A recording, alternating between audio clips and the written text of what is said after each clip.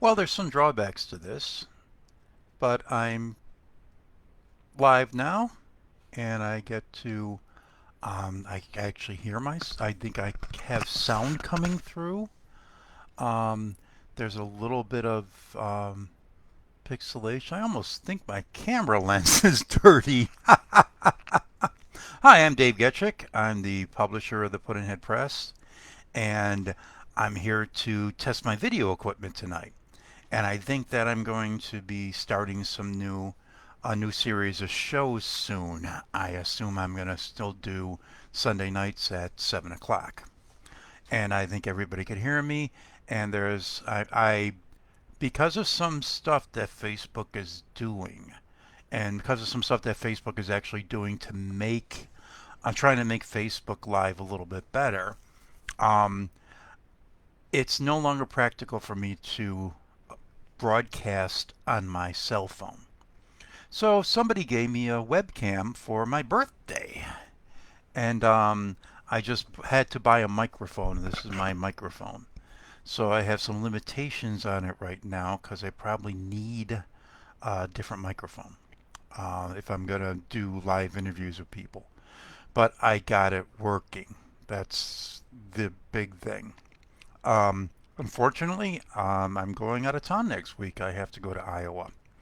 I'm a little bit worried about coronavirus stuff out there. I have to be, well, they're paying me to be halfway between Des Moines and Iowa City to work on a piece of industrial equipment. And I think if I move this camera over, I don't know how I move this camera. Okay. Um, Let me know what you guys think of this. I know it's a little bit fuzzy, but I no longer have the weird pixelation when I move my hands. So I have to go work on a piece of industrial equipment, so I won't be joining you next Monday. But I'll try to join you the Monday after that and subsequent Mondays. Um, I've been selling lots and lots of used books well, I've been selling several used books a day on Amazon, usually like two of them or so. I've got books left over from my Puddin'head bookstore in the early 90s, and a friend of mine had died and was going to open a bookstore, and I inherited his books. And my friend Bob, who died in the spring, I got some books from him, so I got a wide selection of books, a lot of sci-fi, a lot of classics. I appreciate Tom Roby gave me a bunch of books when he moved also, so I got some really good philosophy books from Tom Roby. As I've been going through the books, now that Tom has a little bit more room in his new place, I've been giving him the poetry books that I find that authors have given him over the years. So, um, also my computer died. So I have a new computer now, so I'm back in business for lots of things. I was just in business with great difficulty. So I think I could do Facebook Live stuff, and like I said, I'm testing stuff. If I get too close to the mic, it makes me look really ugly. I get too close to the camera. The mic, I think it sounds okay. If it doesn't sound okay, can you let me know? And I'm having a tiny bottle of wine to celebrate the fact that I'm back on the air and I could actually talk to people. I don't know what my future shows are going to be like, but I wanted to test the lighting on here. I have difficulty with the lighting um, here, so I'm probably going to have to come up with a different screen that I could read any media off of. And I'm afraid that if I put another screen here, which I don't have another one in front of me, that the light is just going to wash everything off. So, yes, Lydia, cheers. Hope Sheila is what. This is Woodbridge. This is pretty good. It used to be pretty good, but they went downhill. I used to drink this at Estelle's when I was doing the poetry reading at Estelle's. Um, Estelle's was a fantastic place to have a poetry venue and a fantastic place to have a poetry feature. Um, Carly Ivan, the lead singer from Bohemia, was the bartender behind the bar. And the really neat thing of Estelle's was a bar that was on the corner of North Damon and Milwaukee. When I had my bookstore in the early 90s, I used to have a reading there at 6 o'clock, and then the borderline reading would start up at 8 o'clock, and Estelle's would start up at 10 o'clock, and we were all within 2 blocks of one another. That was in the 90s when there was the poetry was going crazy in the Wicker Park area. Me and Tom Foote hosted at the Puddin'head bookstore, and Tom Milanick and Jose Chavez hosted over at the Borderline, and there was a series of different hosts at the Estelles, and I remember Chavez was actually at Estelles for a while, and then Thax Douglas did it for a long time, and I took over after Thax. I ran it for about 3 years, 3 or 4 years. I'd have to go back and look at notes. But the great thing about the great thing about Estelle's was that the stage was behind the bar. So and it was a pretty long bar. So you got a long bar that you could sit at, and you have great views of the stage. Now, any performer who came in had to walk behind the bar to get up on stage, and there was a great sound system there too.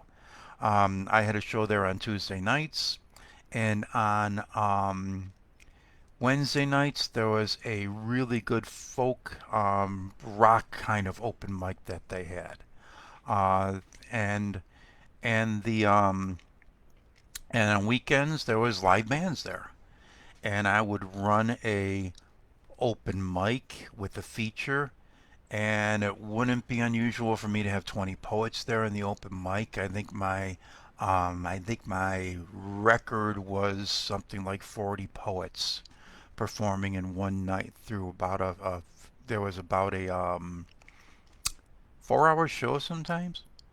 We kept on trying to move it earlier and earlier, and people always resisted because nobody would show up on time. But we kind of had a early, would have an early crowd, and then I would have the feature, take a break, a short break, and a lot of people would empty out, and the late night crowd would show up at the Gallery Cabaret. I think most of the time, I mean, at Estelle's. I think most of the time I was running Estelle's about 9 o'clock I was starting. And like I said, around 12 o'clock, the whole mix of the bar would change, and it would not be unusual from the beginning. I had people count, and I counted and estimated a couple times from the beginning to the end of the reading. On a good night, we would have about 200 people there.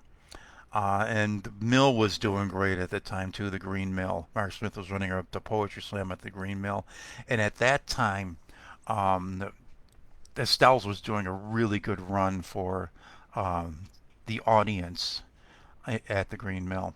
And I was running Estelle's. I had a reading every Tuesday. And for a while, I had a reading at the Bop Shop.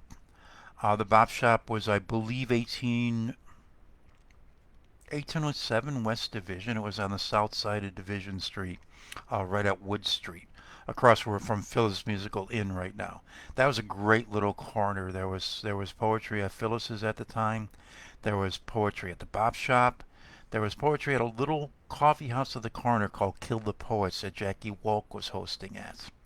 And there was also the Czar Bar was right there, and they would occasionally have an event at the Czar Bar.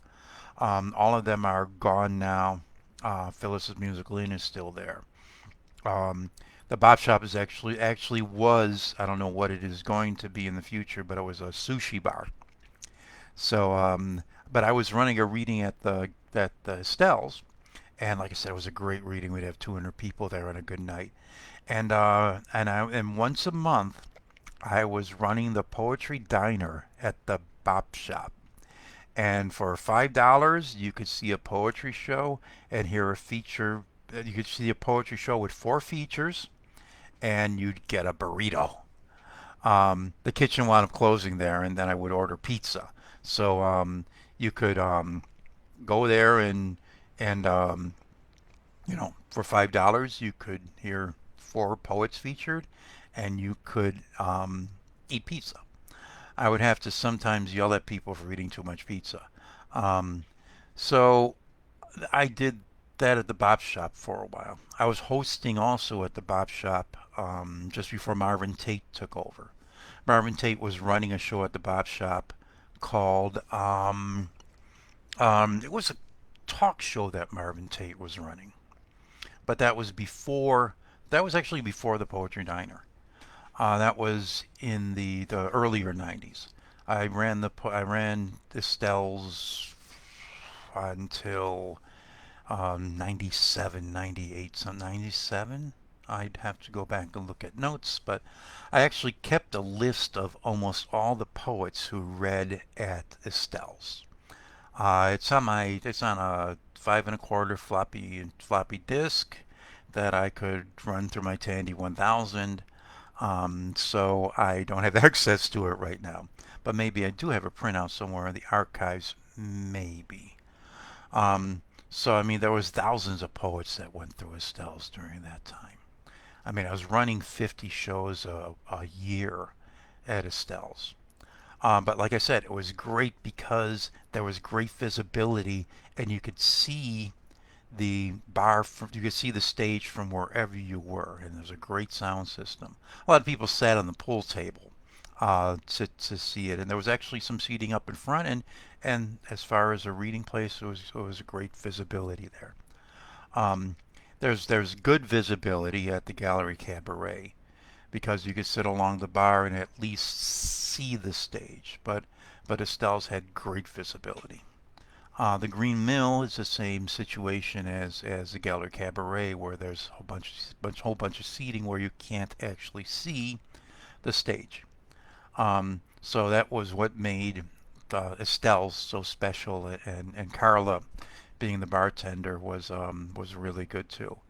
Now I used to pay my features, and one of the reasons is I was getting paid to run the run Estelle's. And before me, most hosts, as far as I know, were getting paid to run poetry at Estelle's. Um, I was getting paid $60 a week, and at that $60 a week, I would also pay the feature. So, and not all features are created equal. I mean, sometimes I would pay the feature $50 if it was a good feature from out of town, and I'd get $10 from my labor. Sometimes I wouldn't have a feature, and I would pocket all $60. Um, I was living in um, Logan Square at the time. I was living in Logan Square, and I was living in the same building that J.J. Jameson was in. I had a rundown apartment up on the top floor, and selling some books and working at the Stells and doing rehab work with JJ. That was my source of income. And most of the rehab work at JJ's was for free because I was getting free rent there. So that money I was making from the gallery, from the Stells, was critical to my livelihood at the time. I think I pretty much ate and entertained myself out of the money that I was making um, at Estelle's. However, there was also a ray of sunshine there where after Estelle's got over, Leonard usually took me out to dinner, Leonard D. Brun. And the French Tickler, we went over to the North Side Cafe down Milwaukee Avenue, and I would have a hamburger, and that was like a big deal of my protein for the week. Not that JJ used to cook all the time for a whole bunch of people, and I was one of the people that JJ used to cook for. So, and then I started up my chemical company, my first chemical company, my first time, my second, my second or third chemical company. I started in the basement of JJ's building. I was doing fenders for. I was trying to develop a way to take ash off of fenders for Harley, and I was also trying to develop I was trying to match uh, a certain paint that Motorola was using for the back of their cell phones. I was trying to make them a cheaper, more environmentally friendly paint for their early cell phones in the late '90s. And I could never get this shade of black exactly right.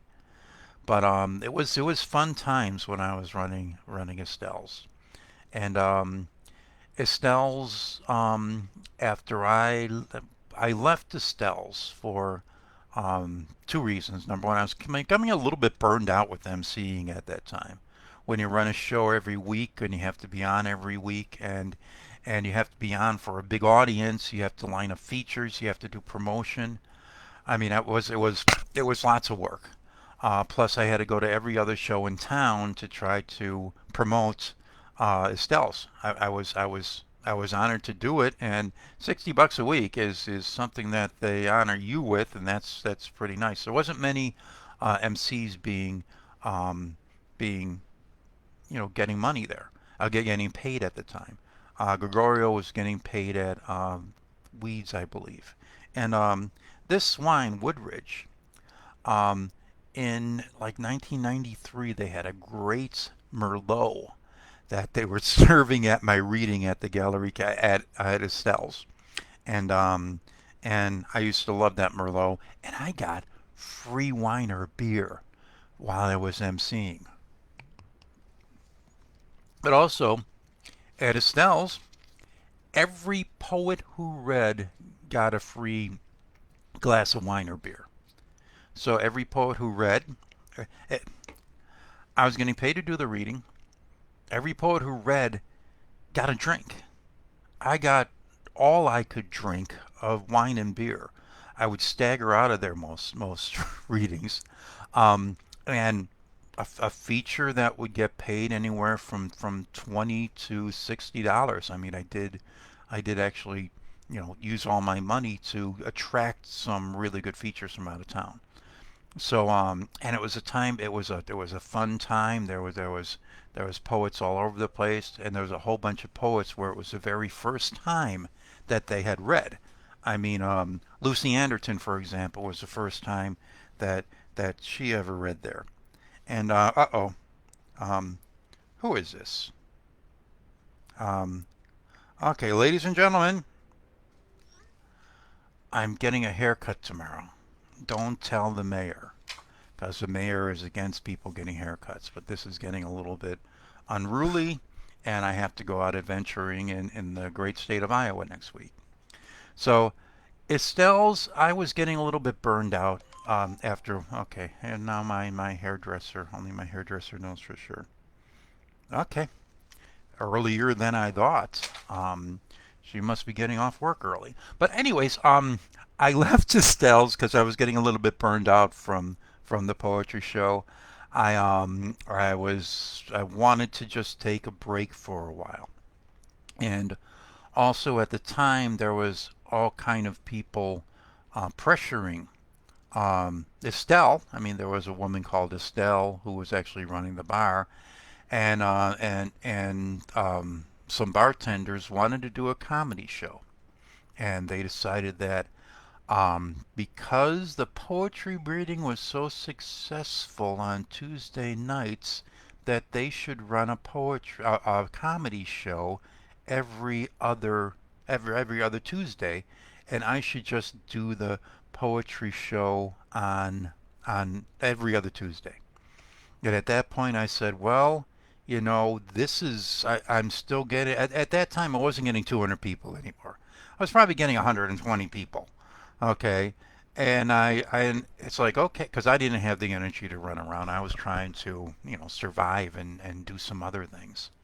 And at the time, it's like, okay, well, if you and the woman who was running the comedy show, she seemed like a nice lady, but she was like, "Oh yeah, my comedy people will come in, and then every other week my comedy people will come to your poetry reading, and your poetry people will come to my comedy reading."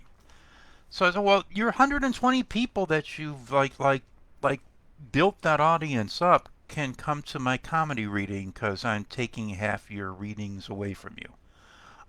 So at that point I said, "No. Why don't you just have the whole thing?" And for about 3 or 4 months, she ran a comedy show. It failed, and then Shappy took over, and Shappy did his shappening there. and Shappy had a really successful reading at after the comedy left. Shappy did do a strange variety of stuff that was going on there, and unfortunately, um, late at night there became a little bit of a drug problem at Estelle's. I mean, it always did exist, but late at night there was a drug problem, and there was drug trades going on, and the police eventually came in and took their drug license away. So they closed down the bar, and it tried to open up a couple times after that, but Estelle's was never able to reopen. I I guess this is stuff that they haven't put in the history books at this time. Um, but Estelle's did reopen as a bar with a subterranean next door to it that was a better place to have a musical event at. The subterranean, good visibility. It was a fun, wild place, a little bit too wild. Um, but I don't think you could hold a poetry reading there. They did hold some slams at the Subterranean during one of I don't remember which year it was. During one of the National Poetry Slams, they did run a whole bunch of slams at the Subterranean when the slam was in Chicago. I think I was a judge at, I may have been a judge at the Subterranean. I'm not sure. Um, and But Estelle's reopened, and they took the stage out, and they built like a hibachi grill or something behind the stage. So that was sort of the end of events at Estelle's. Um, Someday I'll tell you guys about the when everybody lost their poetry license. Um, I'll mention it really quick right now. It was right when New City was starting up. That's when I became the poetry editor of New City. Um, anyways, New City, not New City, Lumpen Times. I became the poetry editor of Lumpen Times, at least on paper, some kind of paper. But what happened was the city of Chicago changed their licensing policy, and all of a sudden, poetry readings became a not a literary event, but an active form of entertainment. So they had different levels of licenses, entertainment licenses. There was a passive entertainment where there was a license for when you just listened to a jukebox. You needed an entertainment license because it was a passive kind of thing. When you listen to a live event, there was another type of thing. So a musical event need another type of license.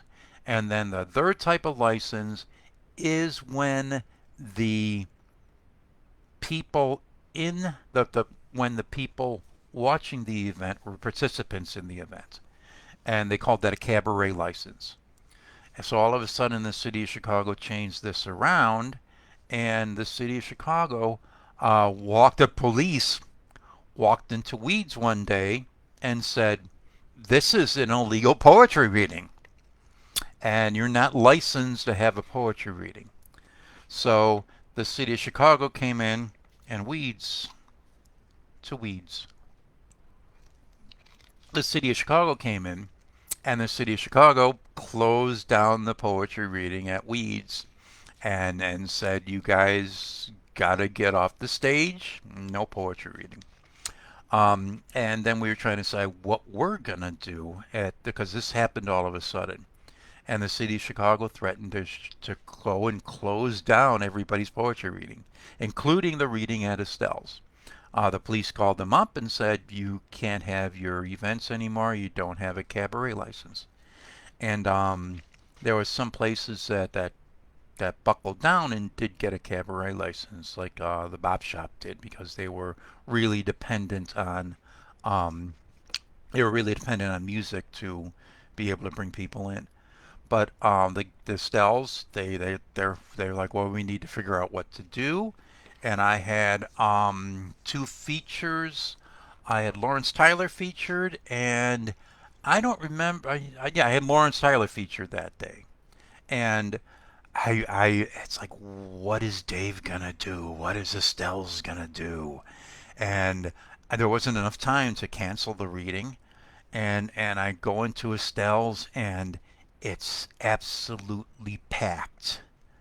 Those 200 people that would be there during the night, the 200 people were there. And I was like, okay, well, we need to run a reading. So I had Lawrence do a moderately long reading right in the middle of the audience. He did a reading without without a microphone.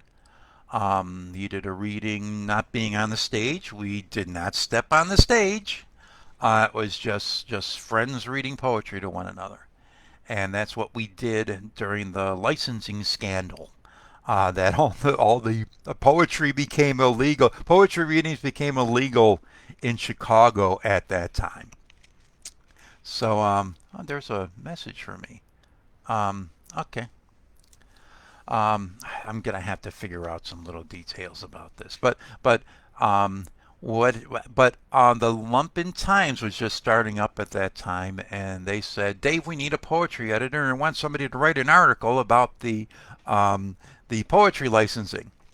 I said, well, okay. So I wrote this long article about the poetry licensing, and then I met Batia Gomez, who became Batia Hernandez after she married David Hernandez, and Batia said, I'm writing an article on the poetry licensing.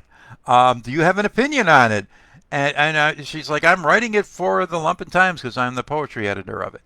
And it's like, okay. And then the Lumpen Times finally got organized, and neither of us were the poetry editor. So, but for that brief period of time, one of the Lumpens had named me a poetry editor. Lumpen Times was in the early days, especially, was just a bunch of anarchists that got together, and Lothar was the one who asked me to do the um, reading. Who later married a poet, but I don't want to reveal what poet Lothar married. Um, I mean, it's not a secret, but I mean, Lothar.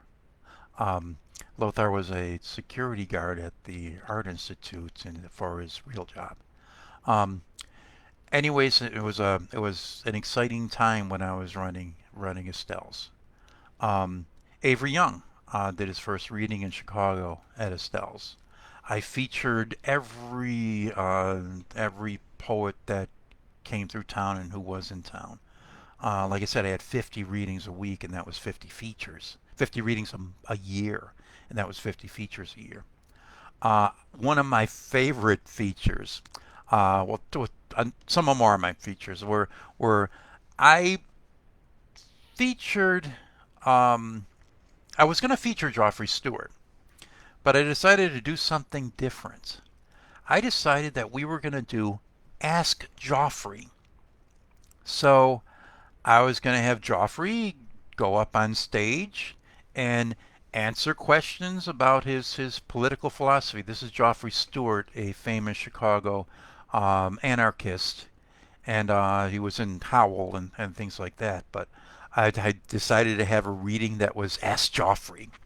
So Joffrey goes up there on stage, sits down on a stool. I put a microphone in front of him, and I said, Is there anyone who wants to ask Joffrey a question?" And I would coordinate the questions with Joffrey Stewart.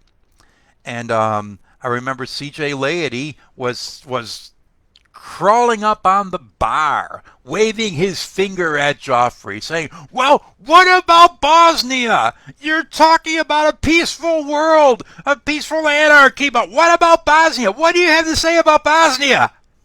And and then people started hitting Joffrey about some of his let's call them anti-religious views. You kind of had to know Joffrey Stewart, but I liked it. I don't want to say anything bad about Joffrey. He was a friend of mine, but you had to know Joffrey, and it got so almost violent and raucous at the reading that I had to close down Ask Joffrey, and I had to like say, okay, this is getting too ruckus. This is like a Chicago protest turned bad, and I don't know. Joffrey did get hit once at Estelle. Somebody did whack him on top of the head. But I don't think it was that night. I think it was another night. Somebody got mad at something Joffrey had said on stage and popped him on top of the head.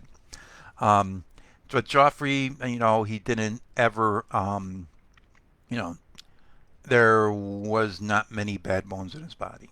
His political views were pretty marginal, but um, that was my Ice Joffrey reading. I remember Crazy Joe Brutowski.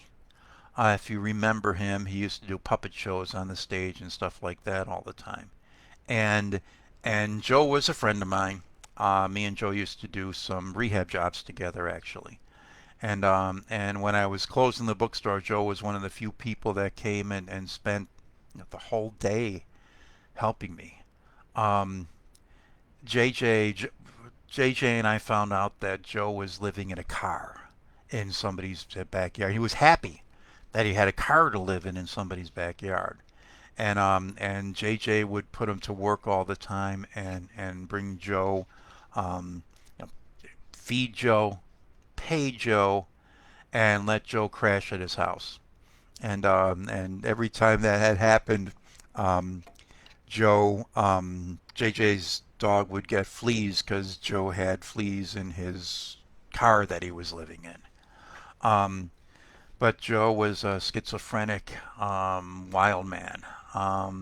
He was a nice guy though, but he didn't have that many friends. But Joe was actually he was the number five chess person in the city of Chicago. He was ranked number five out of all the chess players in Chicago for a while, for a long time.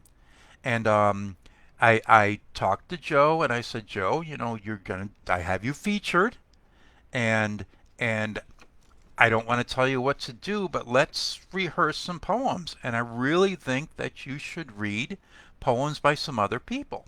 So I gave him a Shakespeare poem, a sonnet, and I gave him Chicago by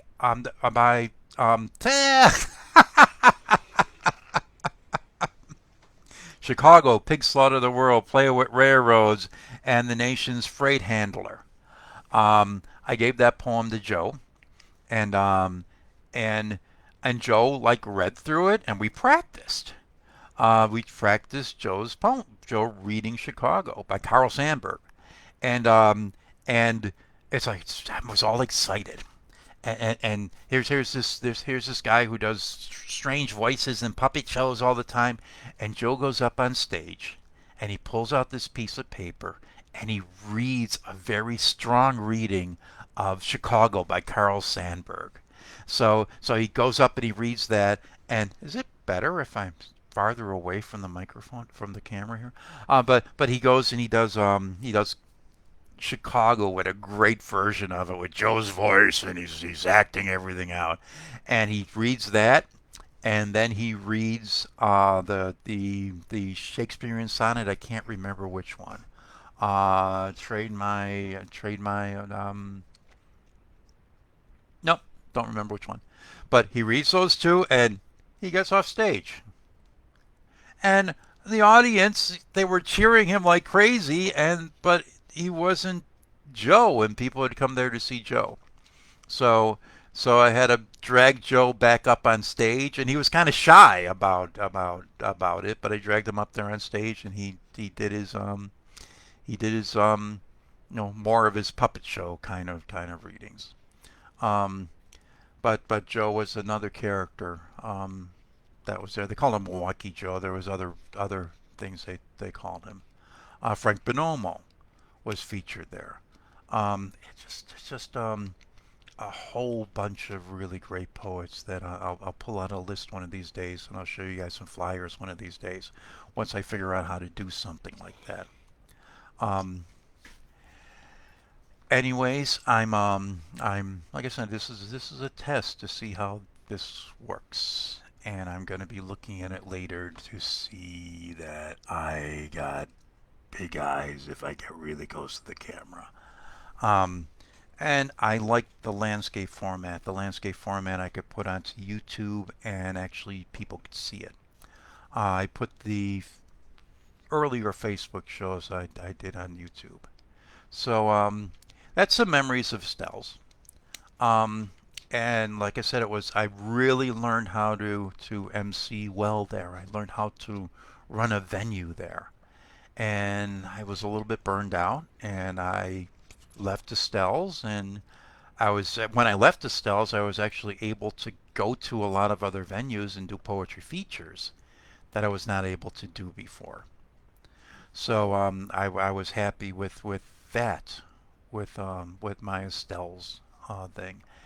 And after that, I said, nah, I don't want to MC for a while. And then there was a little tiny reading that was at the Oak Park Library, and they asked me to come help out. So I go there, and it's like, yeah, I could MC this show for 10 kids. And it was on Friday nights. It was the Oak Park Library after hours coffee house. So I could do this, and I started emceeing there and wound up emceeing that for 8 years until they closed down the library. Um, what they did is they closed down the library to expand it. And right next to the library was the house that Ernest Hemingway was born in. So they decided to expand the library onto the property with the house that Ernest Hemingway was born in. And they have to tear down the house to build a library, to expand the library. That was probably like holding Hemingway's papers, etc. So what happened was they sold the house for $1 and somebody moved it down the street. But during that time, I lost my venue at the Oak Park Library. At the Oak Park Library, we maxed out, I think, at 130 kids one night. It wasn't unusual for us to have 50 or 60 teenagers there reading because it was cooler to have to go to a poetry reading on a Friday night than to hang out in the park across the street. And we had a slam. Nell Taylor, who now runs the Read Write Library here in Chicago, she was my slam mistress or whatever we called her. We had a DJ, and and the library went and they brought the library closed down, and I had to move to the Dole branch of the library for a little while, and they didn't want us to do after hours stuff there anymore. So I wound up with on different art galleries on Harrison Street in Oak Park that I would run the reading. And finally, they built the library, and we had this great room. It was okay. It was a great stage and a good sound system, and and the reading was building back up, and I was getting 50, 60 kids there, and they bought a dance machine. The library did. And the library decided that we should take time off the poetry reading to run this dance competition. So you had to dance on this thing and press the right colors with your footwork. And that put a little bit of damper on our poetry reading because nobody wanted to do the dance machine. Um, but the big thing that killed the Oak Park Library reading was that they decided to get rid of the teenager department at the library and um, roll it over into the kids department. So teenage programming was run by the same people that ran programming for 3-year-olds. and they didn't want to put the resources and the time, and we had security guards and everything like that, and they didn't want to put their money into our Friday night after hours reading. And they also wound up firing the head teen serve. Well, they didn't fire her, but they demoted her, and she wound up moving to another library, and that kind of put a damper on the reading.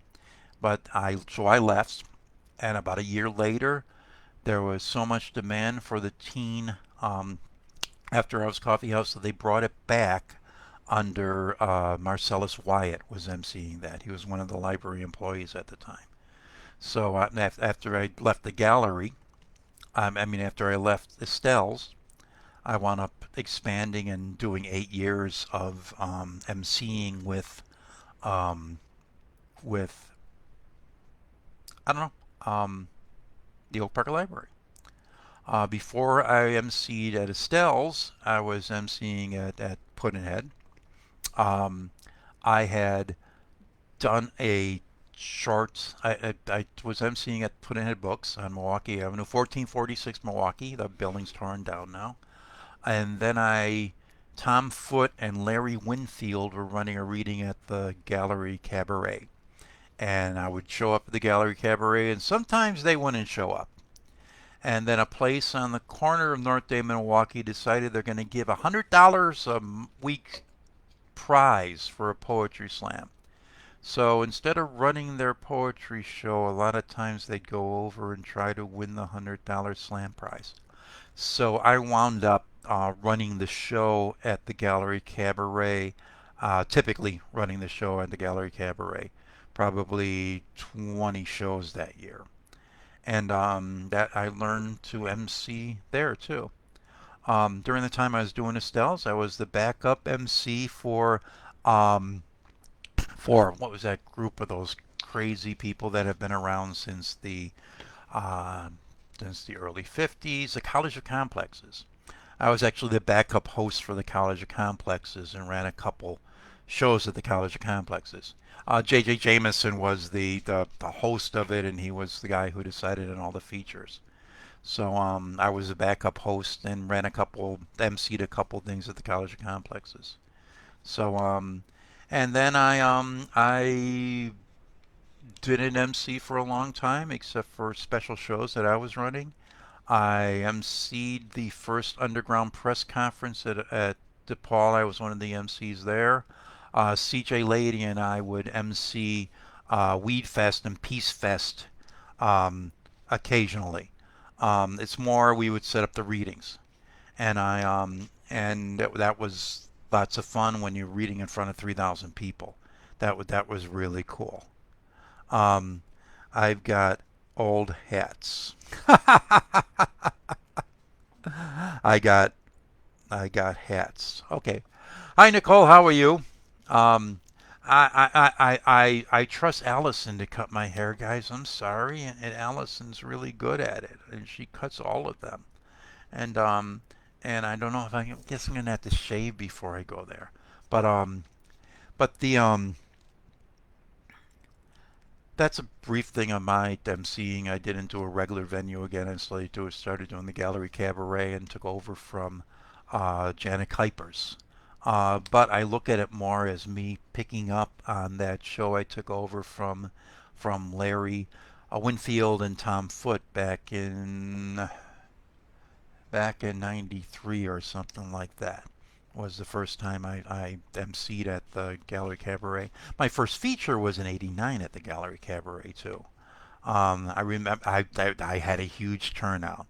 I was a young poet and said, I'm gonna get people to come see me. So I probably passed out 400 flyers at every venue in Chicago, and I had the biggest crowd that they had there in months. So that was pretty cool. Who was emceeing at the time? Julia Hattery, Lady Julia Hattery. She had taken over from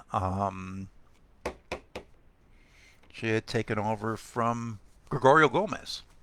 Gregorio Gomez was the original host at the Gallery Cabaret. I think back in '88 he started it. And I wasn't reading very much then, but that's when I went to the Gallery Cabaret, and that was the first time I met Kenny back in '88.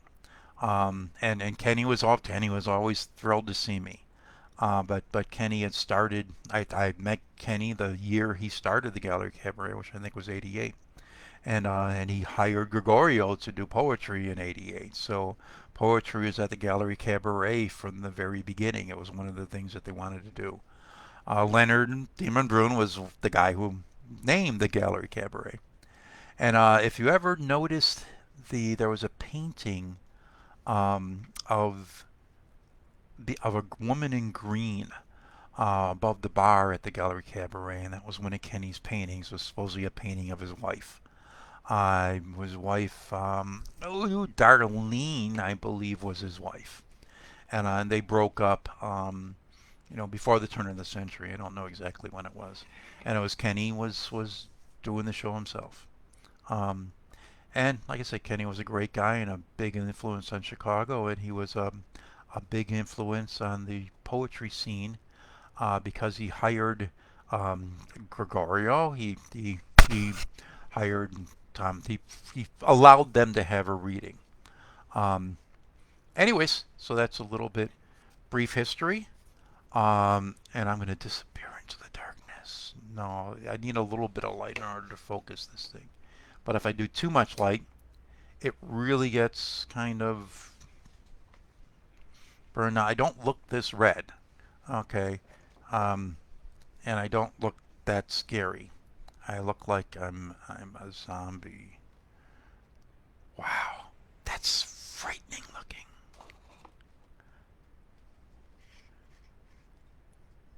That's extremely frightening looking. I might use that for something, like a video of a music kind of thing where I lip sync with something. That might work for that. Um, I only have half a nose, which is scary. Oops. So I got to work on the lighting a little bit with this and do some other stuff, but I think it looked pretty good. So I was on a lot longer than I expected to. I had some work to do tonight, but I've been reminiscing. I hope you don't mind my reminiscing. And I'm going to go look at this later to make sure it worked out okay.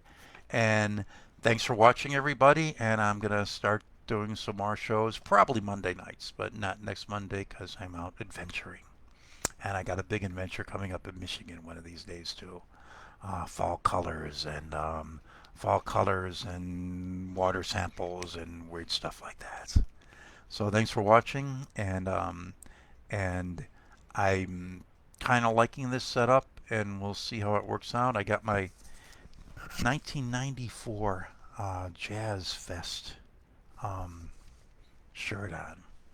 Um, I think I got from the artist from this.